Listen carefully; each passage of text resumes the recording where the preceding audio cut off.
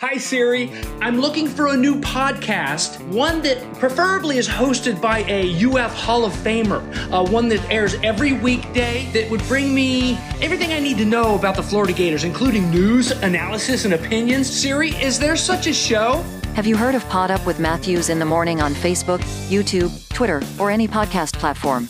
Oh my gosh, why didn't I think of that? UF Hall of Famer Shane Matthews has a show every weekday. I'm gonna go check it out tomorrow. Thanks, Siri. Good morning. It's a live edition. It's a Wednesday edition, a hump day edition of PodUp with Matthews in the morning from the Crime Prevention Security System Studios, large enough to serve you, small enough to care. We'll have JC and we'll have Edgar Thompson from the Orlando Sentinel join us. All we had last night was pretty much baseball. If JC wants to give us a recap of that, he can. Nobody cares really right now, though, till the playoffs start, quite honestly. That's when I will start caring. We'll go to the Titan MR hotline courtesy of Comfort Temp, and we're joined by JC right now. What's happening? No bag today? Hotline is really sizzling right now. It's scorching, this hotline. No bag today, man. I think the point was made. You know, we've got a rough situation down here, but you know, there's a game to still play on Saturday. There's a coach to still coach, and you got to have somebody lead this team for the next, I don't know, 9 games. QB, It's week 4, and it almost feels like we've been in this for 3 months. That's how it's. I told somebody the other day I was exhausted. I'm exhausted. I need a month off having to deal with all this. A month off, dude. It's not even the end of September. You're already clamoring for that month off. I'm exhausted. You're exhausted. Poor QB. Well, listen, man. Look, you got a big trip to Starkville coming up. The good news for you and all the other guys in the media is that it's an early start, which means you're going to get home at a really good time, probably in time to watch that Tennessee-Oklahoma game. That Tennessee-Oklahoma game in Norman, which is going to be a tremendous battle. There's a couple other really good ones. We'll go through that on Friday with the Peachland Dental Picks contest. You know what I'm saying? What's the fun? What do you laughing? What? So what do you Andy says, congratulations to Wyatt Langford, by the way. He hit his 12th home run last night. Tremendous. I don't know if he's going to be Rookie of the Year. It seems like he should be to me. Maybe I'm being biased, but he plays more games than Paul Skeens. I'll tell you that. He's an outfielder. Well, I think next year in 2025, and Tennessee's going to fund that with a price hike, and I think it's the right thing to do because they're winning and they're going to get that money secured pretty quickly, I think. Yeah. Brandon says Shane Reese Davis said that Lane has full control of NIL football at Ole Miss. With the UAA giving Lane full control, I just don't see that happening since we are usually a step or two behind. I mean, I would think if it happens, look, Lane is part of the NIL, but the person running their NIL, I want to say a friend of ours knows him well, and I'm supposed to know him, but I don't. But he's the one that's in control of it. Lane is coaching football for the most part. But yeah, Ole Miss has been above they've been ahead of the game, so to speak, ahead of the everything curve. They do. Yeah, they're ahead of the curve. And I think that's been a big problem with UA for the last 18 years. You know, Dan says Langford is in 6th place for Rookie of the Year according to betting odds. You know, when you're behind the curve for as long as the UAA has been, that's how you get to where we are today, QB. They've blown it. They need a complete gut job in that building. They need to start from the top down. The issue is a lame duck interim president. And before you start hiring people and firing people, you got to get it organized from the top. And so if you think, and if anybody out here thinks they're going to let Scott Strickland pick the next coach, then I would highly doubt that. So that is a problem for the incoming coach because his boss isn't even going to be the guy who hires him, so to speak.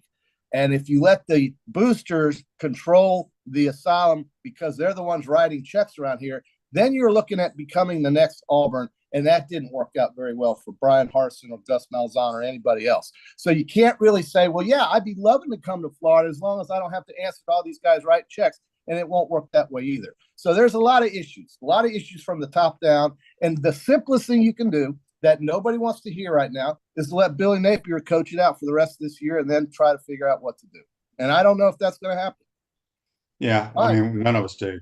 Brandon says Shannon Stale mentioned on his podcast that boosters wanted to give to NIL, but higher ups urged that money to go towards stadium renovation. It'd be hard to attract the top coach whose administration is more concerned about being the Harvard of the South. I don't know if that's true or not. I do know that boosters, from what I've been told, or the way I understood it, is that when you give your money, you can tell them where you want your money to go. I've never understood the whole stadium thing, I guess, because I don't really go to games. I don't care what the stadium's like. You go to every game, QB. But I don't sit in the stands. That's true. Now, I will say the booth is probably worse than the stands, quite honestly. Well, I mean, that's not good. Yeah. But listen, now the stadium thing's got to be put on hold until they figure out who's going to run this program, QB. Let's be honest. Yeah. Scott Strickland cannot be allowed. This is just Johnny C talking. You can't let this guy pick the next coach. He's 0 for 2. He's whiffed on both. And if you think he's going to have the authority for the next coach, then, we could be in the same bag. I just don't think that man, as long as he's around, I just don't know who's going to pick the next coach. If you think it's the boosters and they're going to make a run for Lane Kiffin's folks is busy. He's not going anywhere anytime soon. He's got a situation at Ole Miss that is so good right now because of what he's done, because of the work he's put in, and because of the fact that he could be their next Spurrier. Why would he want to leave that job for a job like this right now? I don't think that's realistic, and I just don't think it's going to happen. Well, people think that, but he's very interested in the job. I know that. It's not the same job, QB. You know why it's not the same job? It's not the same job it used to be because the people. It's not because JC. The reason it's not the same job is because you've had 5 coaches. Well, exactly, and the people. Okay, and as I've said on this show countless times, if I had $1 for every time, we could all retire. But QB, great coaches just don't come around. No, but the people in charge of running this program are responsible for the failures of the hires. And so that's what the next coach is looking at. He's not going through the whole history of the 40 years of Florida football. He's thinking to himself, my God, they can't figure it out over there. Why would I want to get but I really believe they'll get off. I mean, I don't know if they'll fix it because I don't know who the right people to run it. But I think it's at a point now where it's do or die. And I'm not saying it's going to be Lane, but I do know Lane is interested, okay? I guess. I don't know when you talk to JC, it's the brand, man. It's no different than why was Nick Saban interested in Alabama as bad as they were? Dude, Mississippi's a better job than Florida right now. And he's at Mississippi. You didn't hear what I just said. You said it was the brand. The brand is hurting right now. When Nick Saban took the job at Alabama, was it a good job, as good a job as any some of the other ones in the SEC? No, it was. Okay, that's all. You answer my question. Answer my question. But this is different, QB. No, it's not. Yeah, it is different. It's y'all went through Mike Shula, DeBose, and those different. guys. Think about this. It's different because of the way college football is run today. Okay, it's not. It's very simple. It's a very simple fix. You get the people that understand how NIL and how college football works, and I promise you, if you hire the right coach, the people that are watching this program will give money to the NIL. And the big wigs will give money if you see what's happening. I promise you. The people will do that after the results have been played out. No. Yes. That's why it has to be a coach that people know who and have seen them do it. Good luck. Look, I have nothing to do with it, so I don't care. I'm just telling you that if you hire the right coach, that solves a lot of problems. The right coach is only determined after the fact. And I disagree with that because you do? Okay, so let me ask you this. Steve Russell did a great thing. He went through the last 50 hires in the last 50 years. Would you say, JC, I'm just asking, when Doug Dickey was hired, he went through all the football coaches, and Doug Dickey was the most known guy because he was at a major program. Tennessee just won an SEC title. Okay, right. Coach Spurrier was at Duke, and they won the ACC. But the people here did not want Coach Spurrier. The boosters convinced the president to hire him. Okay. Urban was only hired. Urban, was he a hot commodity? Yes, but he was at Utah. Utah was not what it is now. Utah was not even a power group of 5 program back then. They were in the Mountain West. Utah won a huge bowl game before Urban came. I understand that, JC, but you're still rolling. It wasn't that he was an established guy is my point. And it's true. Maybe, maybe, but the thing is, nobody knew who the right coach was until after their results. And the point is here. Okay, so let me ask you this. Let me ask you this. You're not understanding anything I'm saying here. Completely. Did LSU have a coach that has shown that he could win at a big school? Yes. Okay. Did Alabama, when they went to get Nick Saban, did they hire a guy that was well known that has won? Before Saban? When they hired Nick Saban? Yes. Okay. Do you understand what I'm saying now? Yes, but QB. So my point of the story is, if you hire Lincoln Riley, if the Florida Gators hire like a guy like a Lincoln Riley, a Lane Kiffin, that's not going to happen, dude. It's just quit even thinking about it. That's not happening. What do you mean it's not happening? They're not going to hire Lincoln Riley. He's not coming here. Neither is Lane. JC, I am giving you freaking names. I don't care. You're throwing pies in the sky. That's not true, though. I was told by a person that is very close to USC. Who told you that? Lincoln Riley. Who told you that? Who told you that? I'm not going to tell you on TV. He was an All-American there, and he gives them a lot of money. And he says that the players, a lot of people at USC are not happy with Lincoln. Sure. When he beats Notre Dame this weekend, they'll be, or whenever they play, they'll be very happy at the end of the year. And when he beats Michigan this weekend, they'll be very happy with Lincoln Riley. They see, but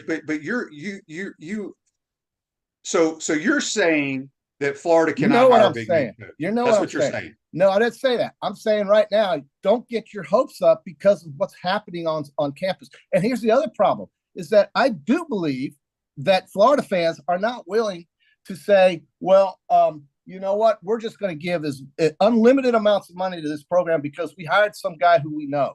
I don't believe that either. What if they hired Kerwin Bell? Would they give unlimited money? Because Kerwin's not we're talking apples and oranges here. Kerwin is known. Kerwin is well known. But I just said a known commodity, the commodity that has been winning at certain programs. Okay, well, if you're going to get that kind of guy to come to this school, you better get your house in order, and it's not in order. Well, I think they're going to do that.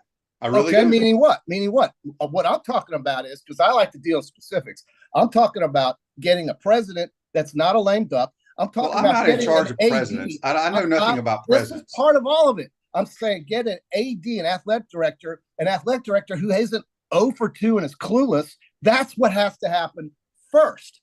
If you're going to get Lincoln freaking Riley over here, come on. What do you? Look. I'm not arguing about the hires, but Jeremy was 0 for 3. Jeremy had a track record.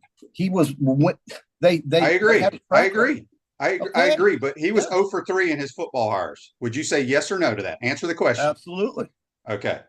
Absolutely. So it has not been a smooth transition. It's been 5 years. Okay. They're going to throw money at some big name guys. That's all I can tell you. It's been 15 years since these guys know what they're doing. And you know, I think what's really hurt Florida, and this is kind of hard to think, it's counterintuitive, but winning when they did in the 2000s created an arrogance and hubris at this university that I think has hurt them because they were always the last school to put an on-campus facility on. They were always the last school to get a football-only facility. They were the last school to build a baseball facility. And their NIL, is anybody confusing the way Florida started the NIL with Ole Miss? I don't think so. That's the problem. It starts at the top down. And so if you think Lincoln freaking Riley, who was given Malibu, basically a coach at USC, is going to roll into Gainesville, give me a break. And neither is Lane Kiffin, dude. Look, prove me wrong. Prove me wrong, please. Well, I have nothing to do with it. Prove me wrong, it's easy for you to say all that because of the track record. But I do know that there are big name coaches that are very interested in this job. I will just leave it at that. All right. And somebody on here said that Dan Mullen was the guy the whole country wanted, and they didn't work out. I don't know if nobody wanted Dan Mullen but us. No, man. He was happy at Mississippi freaking State. He wasn't going anywhere. Florida was, I think, one of the few jobs he would even consider have left to Mississippi State for. That was in trouble. That was in peril. That needed help because there weren't a whole lot of schools. Listen, Tennessee wasn't good until Danny White showed up. This is the example I'm going to give you, QB. Danny White made Tennessee what it is. Because of what he did with the coach. That's the problem here, is that you've got a guy that nobody's got confidence in running the athletic department. And so Danny White, who was successful at Central Florida, who brought in a really good football coach down there, brought him to Tennessee. And now they're raising prices because of the demand. Right. But I will say this, we're good in every other sport. You can't argue that. If you guys want to talk about volleyball, I'll do it. No, you just said that he got the entire athletic. You're talking out of both sides of your mouth. No, I'm not. I'm not. I'm saying this guy is dysfunctional with football, and that's the only thing. Okay, that well, we're talking football, and you talk other sports, but football, yes. The other sports are fine. Who cares? Nobody cares. I don't care. But what I will say is I'm going to end this about the interim coach. Okay. Urban Meyer is not going to be an interim coach here, people. And I don't know why people think Urban Meyer would even consider being an interim coach. A behind the scenes advisor. That doesn't, I mean, that would be like people wanting Coach Spurrier to be the interim coach, which they do. It's not going to happen. They want him. It's not going to happen. That's all they want him to do is call plays, but you can't do it. You can't call plays when you don't know the system. I know you can't. You can't do it. And here's the other stuff. thing is that's what people nobody would attach their name. I mean, why would Coach Spurrier ruin his legacy attaching it to trying to call plays for this crew? It's not even worth the discussion, PJ. No. Look, all these people. Look. Here's the thing. Well, do I think from the top? I think so. Here's the problem: the entire university is a mess. It started with when I was driving on campus to do pregame, when they had the crime scene tapes up where everybody tailgated. Look, it's a mess. It's not just the athletic department; it's everything. They need to reevaluate getting kids in school. It's not just athletics. I don't care where we're ranked academically. They need to change it. That's when the downfall started. Now, who are these two people that redid houses, gut jobs, that live in Waco? That chipping somebody. Anyway, they need to gut job the whole damn place over there, and that's why this could take a little longer than people want to admit. They need to gut job the old UAA guard, get them all out of there. Everybody who's got an office needs to be replaced, except Coach Spur. Leave him in there, and let the old days die, and let's move forward. That's what needs to happen. I doubt it's going to, but there was a great piece on On3 by a guy named, I think his name was Simonton. His last name was Simonton, who basically came forward with that idea of basically gut jobbing the whole damn place. Well, and everybody's been saying that for years. I mean, for years? Really? Yes. I didn't know Scott Strickland. Well, just like Joseph says right here on Facebook Live, if it wasn't for our administration, I do believe we could get whoever we wanted. Yeah. And that is the issue, because I'm telling you, then it's the issue with NIL and all that stuff. The reason Ole Miss is so good with their NIL is because their administration did not care about anything. If that makes sense. They embraced it. They embraced it, but they weren't worried about is this illegal or should we not be doing? They didn't care. They just said, "To hell with it. We're paying everybody." Well, and that's what they do. They had a lot more foresight and in ambition, I would say, than the folks who sit on their hands around here. Again, the last school to put a football facility on campus, the last school to put an indoor practice facility. I mean, poor Will Muschamp. Who can forget the times when he was trying to practice in August? It rained, and they told him to go into a freaking basketball arena to go practice. I mean, that's the kind we used to not even practice. If it rained, we didn't even practice. We went home. That's the kind of nonsense these guys had to do. But I will say this: if they would have listened to Will Muschamp, because Will, his idea was he wanted to put the football facility over where all the land is, where lacrosse is. I think it's fine where it is. He said, let us take over the lacrosse area, put the lacrosse over here. Yeah, I heard that too. And they Foley said no. No, but what they did and where they put it was right, because that stupid baseball stadium was a joke too. It was the worst stadium in the SEC, save Vanderbilt maybe. And so, but I still think they should have put it out there, because you have land, you can continue adding on to it. I kind of like where it is, QB. Right. I mean, I like it, but I would have preferred it to be out there. Take a bus to practice? No.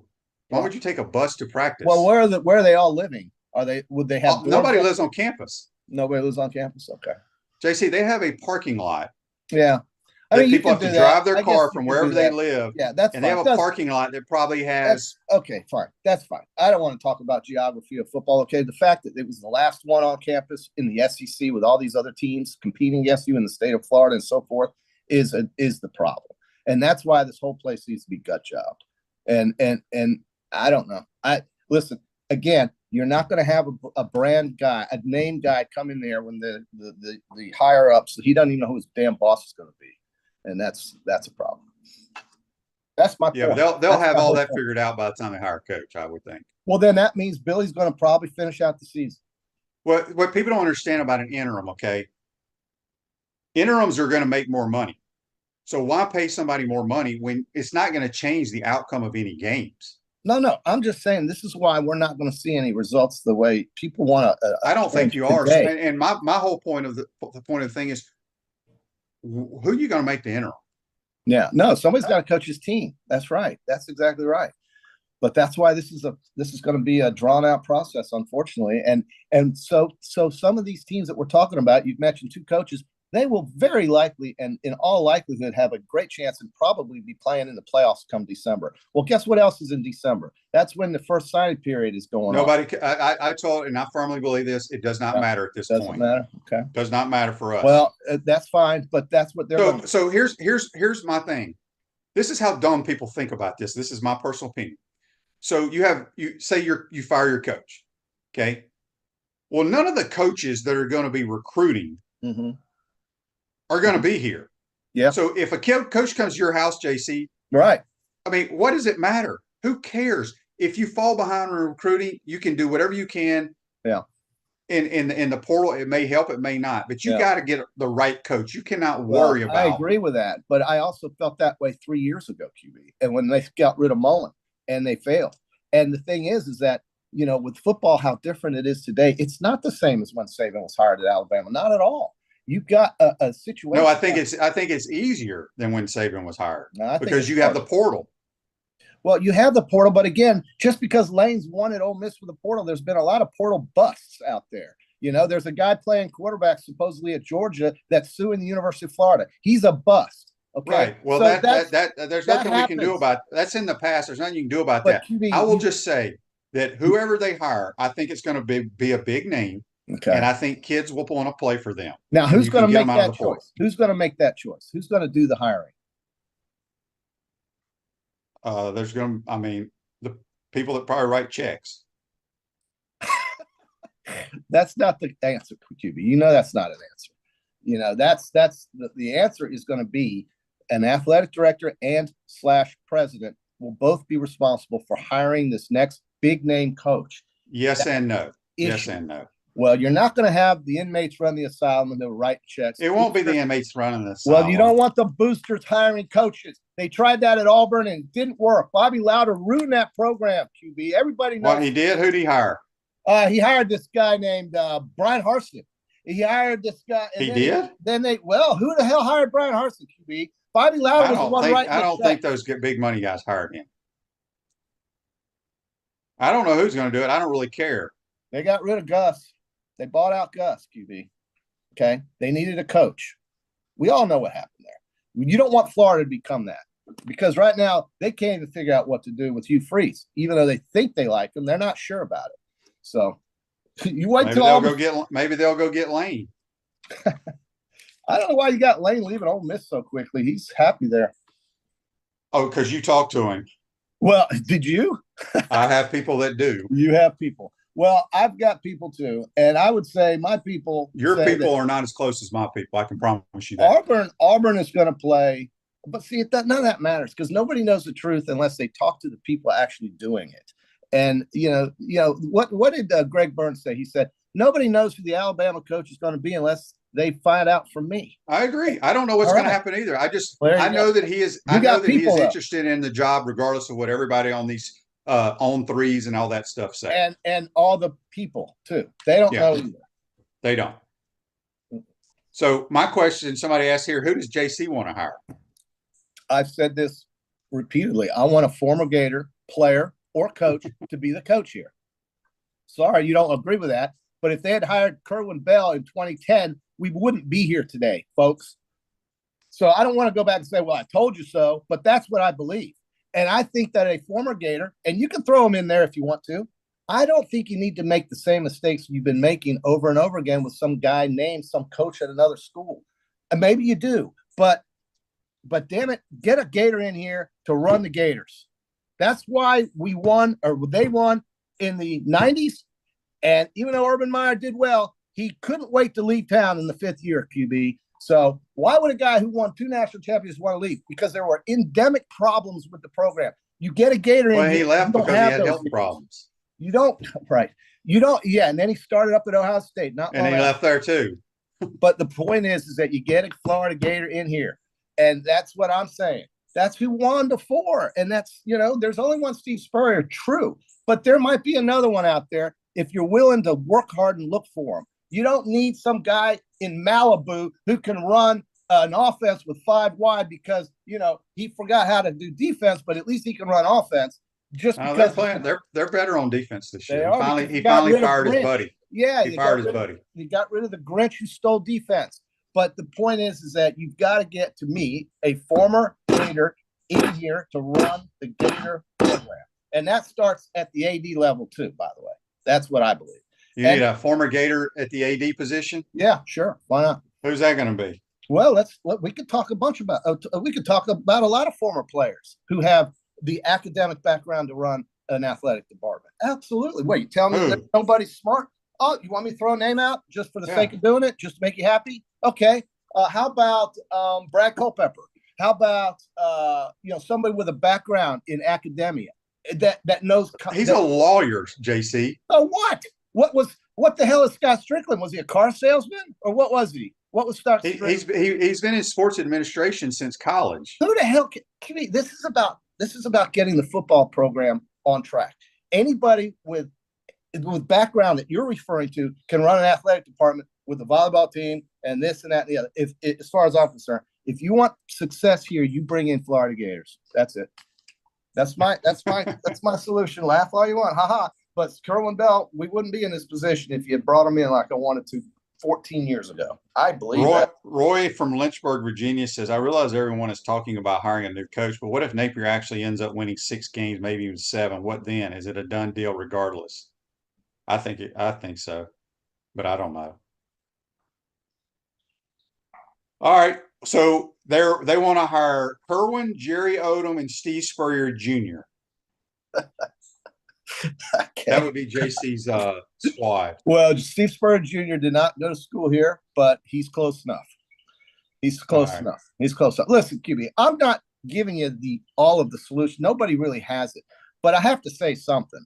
And what I will tell you is I'm pretty sure that you're not going to see a brand new coach here in 2 weeks, 3 weeks, or 4. And I don't know if during the off week they're going to say, hey, Billy, you can coach out the rest of the season, or we're going to let somebody on staff do it. I'm not sure they're going to let like what happened with Ron Zook. So I'm not sure that's going to happen either. But I can tell you this. The new coach is going to be damn certain before he brings his family and 30 other families into Gainesville, he's going to be damn certain who his boss is. And I don't think I think that's the biggest issue here. You've got a lame duck president and an AD who probably won't be allowed to make the decision. That is not the kind of guy you want as your boss, QB. Why can't anybody understand that? Why is that so hard to understand? And because by the time they hire a new coach, if they hire a new coach, all that they will have an AD. Okay, well, let's talk about that then, because that's I don't know enough about ADs. It's out of my control, so I can't worry about it. Right. Somebody asked about why not Mike Malarkey. Malarkey's living in Ponte Vedra, retired, enjoying his life. Call Kirkpatrick up. Call somebody. What's Kirk gonna do? Coach tight ends. All I can tell you is that this is a massive university. It's got a lot of alumni. You can find a former Gator with background that can do these jobs. I believe that. Well, Rand Carthon would be great, but hell, he's running the Tennessee Titans, so why would he leave there? To come back home? No? You don't leave the National Football League, dude. Why don't you? That's no life. Okay, well, I know. What do you mean that's no life? He doesn't have – all he has to worry about is football. He doesn't have to worry about every sport year round. Well, that's why I would much rather coach NFL than college. Because who do you think will be the AD, QB? Let's talk that. I have no idea. I don't know enough about ADs at all. Okay. Well, I don't either. And who knows? Right. They may keep Scott. I don't know. But do you really think the board of directors I don't care anymore. I am exhausted talking You're about. Exhausted talking about? Yeah. Well, I am too, because the results on the field are not worth talking about either.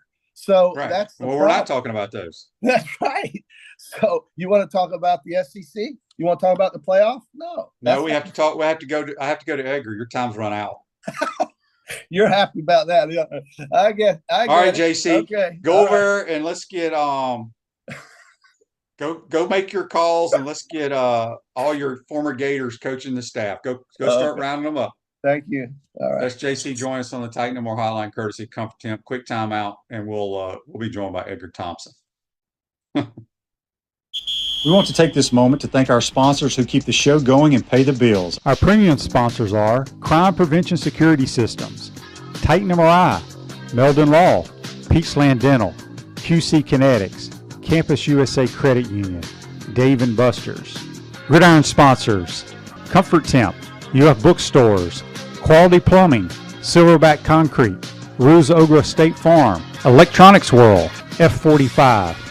Our touchdown sponsors, Gator Dominoes, Celebrate Primary Care, Gator Bait Media, Aikido America, Style Cuts, Ironwood Golf Course, Big Mills Cheesesteaks, Miapa Latin Cafe, 84 Lumber, Dowling Signs, Baker's Sporting Goods, MG&A Wealth, Nest and Wild.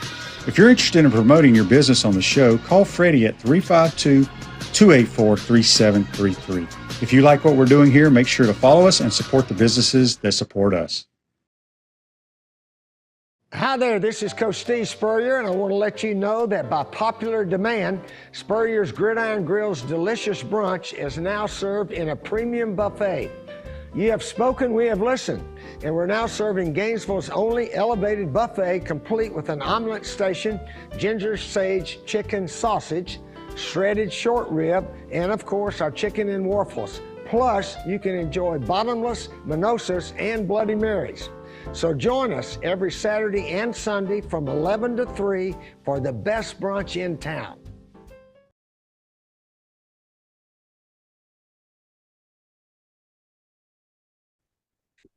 Welcome back to the Crime Prevention Security System Studios. Large enough to serve you, small enough to care. Ruse Ogra State Farm Office, a team of dedicated insurance professionals ready to help life go right with the right insurance options for you and your family. Visit ograinsurance.com. Give them a call at 352-240-1779. Back to the Titan No More Hotline, courtesy of Comfort Temp. And it's our man, Edgar Thompson from the Orlando Sentinel. Edgar, how's life? Getting any sleep? Yeah. Actually, I'm getting a good bit of sleep because I think I'm exhausted. Mentally. That's what I told I told JC, and I told all the listeners, I'm exhausted. I'm tired of talking about this nonsense. It's just mentally exhausting. Everyone has a theory. We're trying to put it all together and anticipate what's coming, and you just don't know. They lose in Starkville. I don't know. You got to think it would be the end. But would it be? And if they win, you would think that they're going to keep them. Last year, Jimbo got fired, I think, after beating Mississippi State, didn't he? But that was later in the season. I just don't see the benefit of it, man. Hiring someone, bringing someone in. I mean, not bringing, but you would promote. Let's say it's Dan Enos. That's the popular name, right? Yeah, you got to redo his contract, pay him more money, waste more money, basically, right? And he's been here like 8 months. I mean, this guy's a mercenary. He's been everywhere. Does he really even know like the program? Does he know Florida football tradition? Of course he knows some of it. Everyone does. But Billy is at least representing himself in the program well. He's maintaining optimism. He's still driven. He's still trying to prove this thing can work. Whether he's getting right, whether it's going to work, I don't believe it will after what I've seen so far. Whether he could even save himself, not sure he can. But at least he's going to try. He's not going into the office and staring at the walls and just giving up. Yeah. And you don't want someone who's doing that, right? And he's not gonna. No, he won't. He's handled it well. And I mean, it's not easy. Trust me. I think everybody sees the writing on the wall, possibly, but Billy will handle it like he handles everything. Savannah says on YouTube brought to you by Quality Plumbing, Edgar. They'll keep Scott Strickland, but hire a search committee or let boosters make the hire, same as when they hired Spurrier. What do you think about that? I think he'll be involved in the process, but I think there'll be a more robust committee than him just going off and identifying a person for sure. Who that will be, I don't know. I've heard maybe some board of trustees involvement and certainly some booster involvement, because those are the people openly writing these checks. This has gotten to be a much more like open process in terms of, who paying people and paying players, and certainly they're going to be helping with this massive buyout that Billy's going to receive and some of his staff's going to receive. Do you realize $37 million was spent to move on from Will Muschamp, Jim McElwain, Dan Mullen? And if you throw the 20, I guess the figure now is 27.7. If it's done, if it's done before the end of the season, it's going to be 27.7 just for Billy alone. And then there's going to be some staff costs. We're talking $65+ million spent to get rid of football coaches since 2014. I mean, it's really just obscene. And it's just not how you want to do business, man. I had Bo Bounds on from Mississippi Radio yesterday, and he's about my age, so he grew up watching the Spurrier era, the Urban Meyer era, where we had it rolling. And he brought up a good point. He goes, there has to be something wrong at Florida when you go from 5 coaches that in is it 10 years? Since 14, and it'd be the 5th. Yeah. He goes, they'll be the next guy will be the 5th, but it's Muschamp, McElwain, Mullen, and now this since 14 have been let go. Yeah. So I mean, there's got to be something wrong. I mean, I know you got to win games, but I don't know. And I've always been a firm believer that we were so far behind in facilities, indoors, all that stuff. We finally got it, but we got it too late. Well, there's nothing we can do about it now. We can only try to catch up. So I agree with that wholeheartedly. Yeah. And I think that was a big part of it. And I think it was a big part of Dan Mullen's frustration, not to relitigate the Dan Mullen thing, because there were issues the way he organized things and maybe handled players. But I think he reached a level of frustration in speaking to him that, he's sitting there at the same desk Urban Meyer 12 years earlier, and there's an indoor. I think he thought the standalone, I think, was supposed to be done earlier than it was, significantly earlier, and got held up because of COVID for one, for sure. But everything just moved at a snail's pace to get up to speed. Yeah. And they're paying the price for it, and the recruiting suffered, but maybe you didn't get the best recruiters. Will Muschamp certainly recruited really well on the defensive side of the football and did get some offensive players. McElwain had some hits here and there. Mullen did too. I mean, Billy's recruiting has not been what we were expecting it to be, has it? Probably not. And again, I don't follow recruiting, but the kids that a lot of the kids that we did have signed aren't playing for some reason. I thought he was going to be hauling in like fringe top 5 classes, if not for top 5. Yeah. I think a lot of it, again, it's kids in today's world. They want to be paid and they want to win. And they probably, if you're a receiver, the kid from South Florida that ended up going to Ohio State, the true freshman, I can't remember his name. Jeremiah Smith. Yeah, it was between us and Ohio State. To me, I'm thinking, okay, you'll go to Florida because you're close to home, but you're going to go up there and catch 1 million balls at every game. I just great and a lot of tradition. You have Marvin Harrison, giving you a visit. Yeah, made no sense to me. Dave from Macon on the Titan MR text line says, how would Lane Kiffin turn Florida's defense around? Well, I don't know. I mean, here's what I would say. Ole Miss has gotten a lot better every year under Lane on defense. I think Lane would probably bring in different type of players too. Who his defensive player is? It's the kid Walter Nolan from A&M. It's Prince Emilion. I mean, hold on. No, I'm telling you, it's true. Highest graded player at each position in college football, PFF, and Prince Emilion. Well, I I'm not arguing with that, and maybe he's playing well, but I don't buy that. Pro Football folks, I know they do a great job, but I don't know how they. I'm just saying he's Yeah. by grade, he's their best player. I mean, we can argue whether they can grade well. I'm just saying you lose a guy like that. I didn't think it was a huge loss. He looked like he was lazy. I will say that. I didn't think he finished a lot of plays, but he looked like Deacon Jones on this defense. They're getting no pressure. Yeah. They want me to ask Edgar if he's frustrated about some of the other journalist questions in the last presser. Edgar asked some tough questions. No, I mean, people have what they're working on. Everybody hopefully is asking questions in there for something they're writing, and I think that's the case on this beat. My colleagues, I respect and like. I don't know.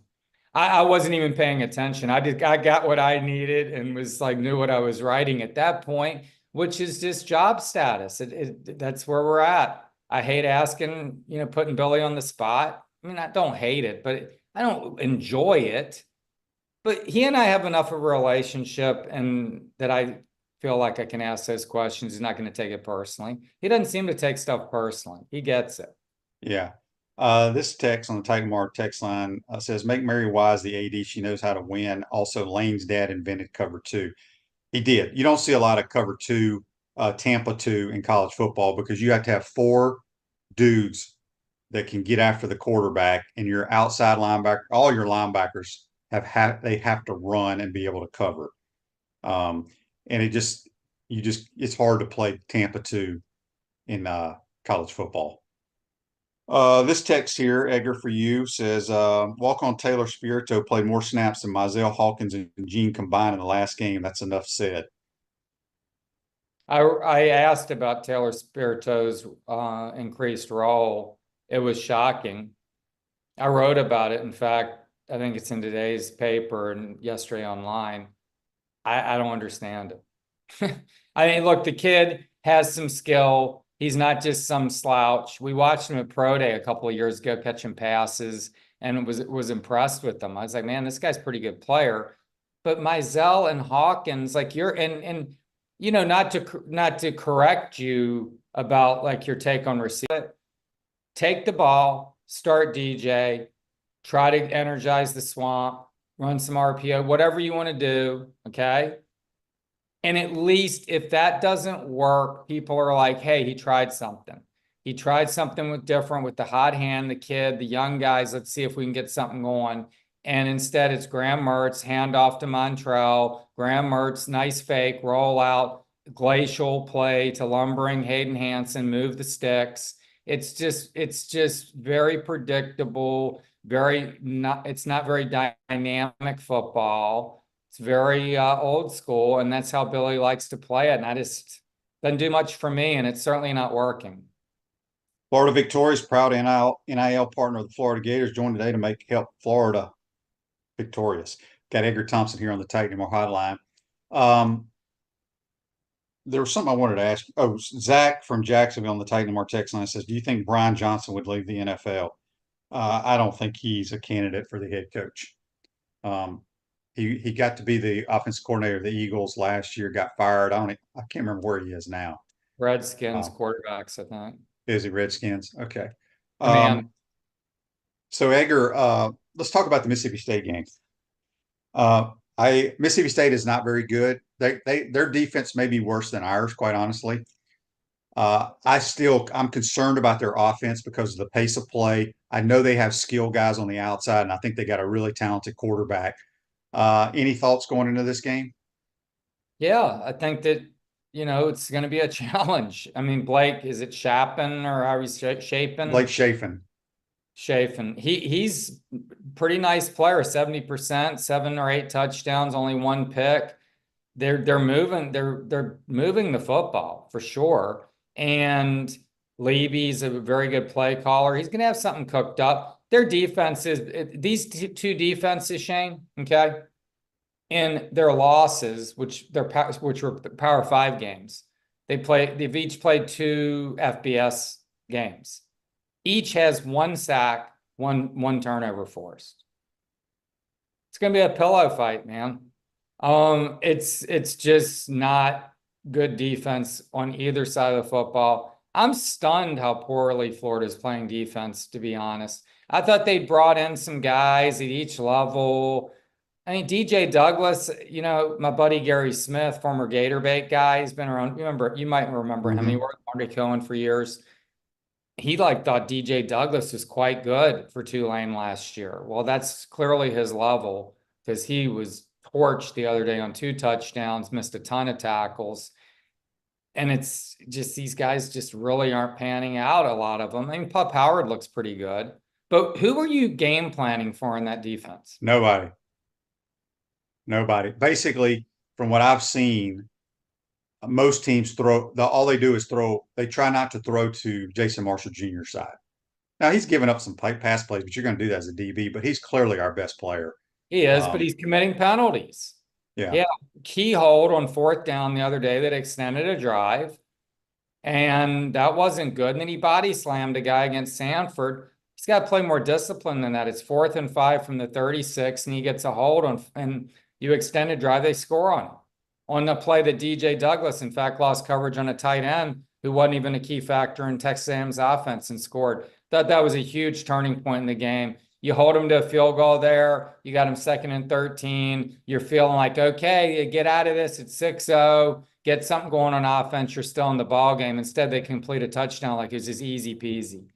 And it was like that all day. I mean, they were down 20-0 at half. Last time they hadn't scored in the first half, Shane, since that Florida State game, they lost 27-2, which Dalvin Cook went nuts in the second half. And, it's just, they're just setting low. The bar is just lowering on every front when you look at this thing. They have not lost 2 games by double digits in their first 3 since your 1992 team, which it was like Tennessee and at Mississippi State with Jackie Sherrill and a good team, right? Those Mississippi State teams with him were very good and they were put on probation as a result of those teams, I think. But then you guys won 7 straight, lose to the eventual national champions in the SEC title game by a touchdown. That isn't the path for this team. No, I mean, we started 1-2 and lost to Mississippi State. We took both tackles out and put 2 true freshmen in for the rest of the year. We just didn't play well those first couple of games. We were a young football team, and but we found ways to win games. We weren't too bad. F45 training merges 3 leading edge fitness training styles into one 45-minute functional training class. Visit f45training.com to learn more. All right, Edgar. Everybody says here that Billy has only won 1 SEC road game since he's been here. Is that true? He's 2-10. They beat Texas A&M and South with Anthony that one day. In South Carolina. And then they beat South Carolina in the comeback. That was that I remember that A&M game. Didn't they have like half their team was out sick or hurt? Anthony was damn good that day. They had that 6 touchdown. ETN, I think, ran nicely. That and that was the one where Frazier's had that really nice catch and blew out his shoulder and really hadn't been the same. But then the South Carolina game, do you realize after that game, because I was looking at it last night because I was kind of figuring that out. We have not beaten a Power 5 team since then. Well, no, but they were 5-2. And you're thinking, I mean, the football hadn't looked great, but 5-2 is 5-2. And then they haven't won a game but Sanford since then. Yeah, it's bizarre. It's truly bizarre. All right, so my question to you, because everybody keeps talking about where do the Gators go from here? I think we've already talked about Edgar. I think you and I both agree. We don't think anything's going to happen to Billy for a while. They got to get the whole. What if they lose badly though this weekend? I don't see that happening. I just think Mississippi State is that bad. Although, like I said, their offense scares me.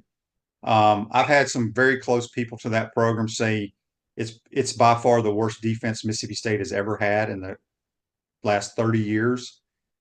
They just don't have SEC because you got to remember, Mike Leach died. And they made the defensive coordinator the head coach and hired him the next year. They had the worst offense you've ever seen in college football. And then they fired him and brought in Levy. And it's just it's a whole makeover from not so much talent, but just from scheme type of players for your scheme. They don't think they're going to win very many games. But again, 11 a.m. start. We always play poorly there for whatever reason. You could be right. I don't know. I was at the Zook game and 04, and we didn't see that one coming. That team had lost to Maine. They hadn't won an SEC game under Sylvester Croom, if you remember Sylvester Croom, the former Alabama great, Yep. became the first black head coach in SEC, and they were struggling. And then they come out and Jarius Norwood, just ran wild because the defense just struggled 38-31. So I don't foresee that personally. Gators are favored by 6, but it's Wow. Yeah, but so I don't see them losing. If they did, I don't know if you feel like it just puts too much pressure on you to have to make a move. But again, it's like a sugar high. Then you get Dan Enos or whomever under a contract, put him out there. He's not going to handle it maybe he handles it fantastic, but Billy's going to handle it well, whatever happens. Yeah. You might as well just and he's getting paid a bunch of money. I would just make him get up and discuss what's good. It's not. Yeah, because like I said, we need to save all the money we possibly can. It's not like whether they make me, Dan Enos, or Coach X, the interim is going to change anything, right? They are what they are. So if they want to give Dan Enos, $200,000 to be the interim the rest of the year, I will gladly take half of that. It's going to be more than that, believe me. No, I know. But and Bill, hey, look, they win this weekend. They get UCF. Can they beat UCF? I would think they could at home. Kentucky's 0-2 in the SEC. Now it almost beat Georgia at home, but they're 0-2. They're not any great shakes. Maybe some of these evaluations that Billy seems to have completely missed on, or his perception of what was to come, maybe some of that crystallizes a little bit. Maybe just Miami is very good, obviously, and things just got away from them with A&M. But God, it feels like this team is just. I don't know that I've covered one at least 3 games in that felt, as deficient as this one. Let's say 13, even that 4-8 team. I mean, had Dominique Easley till he blew out his knee. They don't have a game wrecker like that kid. No. And that team was really injured. I mean, tons of key injuries to that team. All right, last question. Somebody asked Trey Wilson's status. Don't have any idea. This availability report thing's absurd. I mean, we don't find out till 8:10 tonight. And Billy talks at 6:30. So it's like, you can't ask. It's all for the better. It's all for the gamblers. There's no information that we're going to get on any of this stuff. Him being questionable last week was a little bit surprising. And then him not playing was kind of stunning because it sounded like he was. But hey, if your knee's bothering you and you're playing for this team, I don't know why you go risk it. I mean, you need to be healthy, and he has a future. And guys are going to be making decisions, man, for themselves.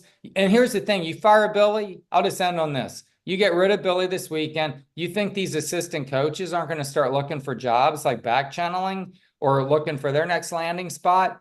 And then they're checking out. And then players, their phones are blowing up. They probably already are, because people are tampering and wanting to know, hey, you want to come to a better situation? It just creates behind the scenes chaos beyond the field that we're already seeing, right? You don't need that. Yeah, it's crazy. Edgar, appreciate it, buddy. Thanks, we'll see you at the game. That's Edgar Thompson from the Orlando Sentinel. Join us on the Titan tomorrow hotline. Hope you enjoyed today's program. We'll see you tomorrow, folks. Take care.